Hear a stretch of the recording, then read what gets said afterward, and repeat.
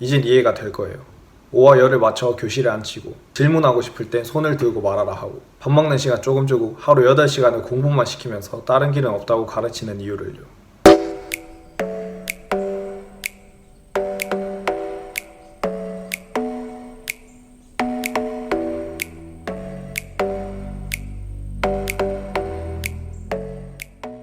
의사가 모든 환자들에게 같은 약을 처방해준다면 어떤 일이 벌어질까요? 아마 증상에 맞는 약을 처방받은 환자들은 회복이 되고 나머지 환자들은 회복은커녕 병명도 모른 채 죽어갈 거예요. 의사가 그렇다고 하니까 아닌 것 같아도 일단 믿고 주변 지인들도 방법이 없다며 의사 말을 믿는 게 맞다고 거들죠. 현재 대한민국 교육 시스템의 모습입니다. 모든 사람들의 뇌구조는 달라요. 같은 부모를 둔 두 자식들도 마찬가지고요. 하물며 피도 안 섞인 5천만 명이 넘는 사람들은 얼마나 다르겠습니까? 학생들은 다른 장점, 다른 욕구, 다른 재능, 다른 꿈을 갖고 있지만 쿠키틀과 제조공장처럼 똑같은 모양을 찍어내고 있는 게 학교예요. 답을 미리 정해놓고 오지선다형 형태로 된 5가지 동그라미 안에 학생들의 창의성을 구겨넣고 어린 학생들에게 어떤 직업을 갖고 살지에 대한 경험과 고민할 시간도 주지 않은 채 좋은 대학 외치며 성적을 요구하죠.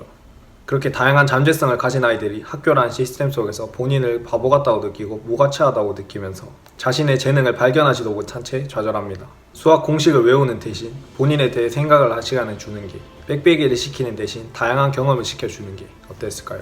학교는 정작 우리가 살아가면서 필요한 것들에 대해서 가르치지 않아요.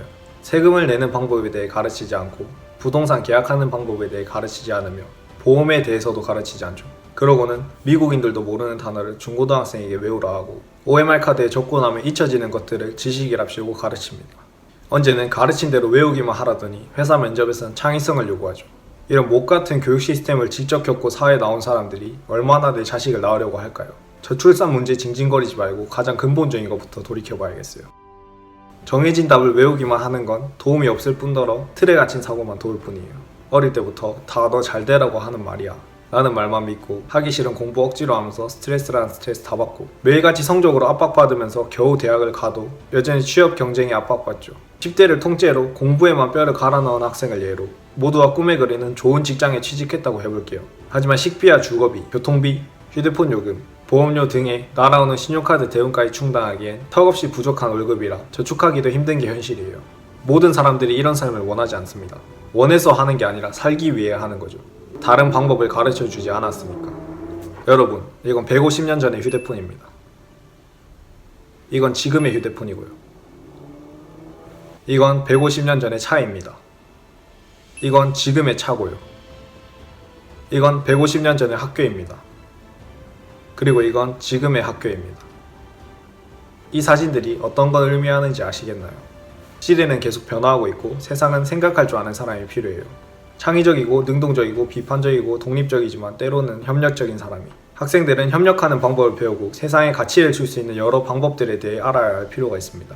좋은 대학과 좋은 직장만을 유일한 길이라고 가르치지 말고 생각하고 행동하는 학생을 만드는 교육이 되어야 돼요. 하지만 사실 교육 제도를 바꿀 힘이 있는 기득권자들은 교육을 바꿔서 창의력이 있는 인간들이 많아지는 걸 절대 원하지 않죠. 구조를 통한 지배가 힘들어지니까. 똑똑한 사업가들은 많은 돈을 벌어들이지만 세금을 거의 내지 않아요. 물론 합법적으로요. 반면 불편한 표현일 수도 있겠지만 노예들의 세금은 걷기가 쉬워요. 모든 나라가 그렇진 않지만 적어도 우리나라 학교는 숙련된 일꾼을 만들기 위해 만들어진 기관입니다. 사람들이 규칙에 순응하도록, 지배자에게 복종하도록 인식체계를 노예의 마인드로 바꾸는 거예요. 그 다음부터는 우리끼리 합리화를 가장해서 서로를 세뇌시킵니다. 이젠 이해가 될 거예요. 오와 열을 맞춰 교실에 앉히고 질문하고 싶을 땐 손을 들고 말하라 하고 밥 먹는 시간 조금 주고 하루 8시간을 공부만 시키면서 다른 길은 없다고 가르치는 이유를요.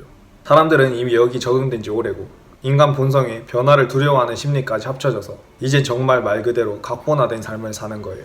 사실 제가 영상을 만든 건 교육청에게 하소연하라고 만든 것도 아니고 교육청이 학생들의 서름을 느끼라고 만든 것도 아니에요. 어차피 그 사람들은 듣지도 않을 거고 들어도 바뀌지 않을 거예요.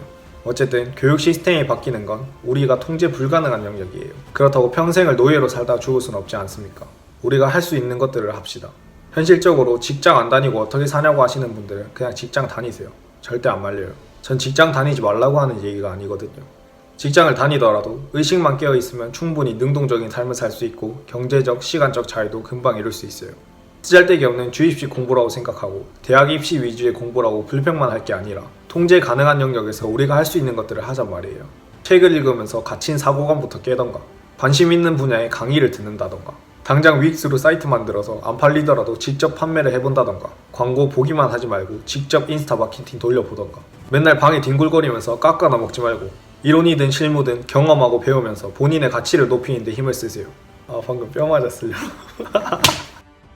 아무튼 제가 영상 내용과 썸네일에서 공교육은 썩었다고 했지만 분명 그 속에서도 우리가 얻어갈 수 있는 것들이 있어요. 학교에서의 배움 이상으로 직장을 다니든 자기 사업을 하든 죽을 때까지 실천과 배움을 멈추지 않는다면 분명 각부하나된 삶을 벗어날 수 있을 겁니다. 수단과 방법을 따지지 말고 배움을 얻읍시다. 아마 제 채널도 수단이 될 거예요. 그러니까 앞으로 더 유익한 영상으로 돌아올게요. 감사합니다. 송일사였습니다.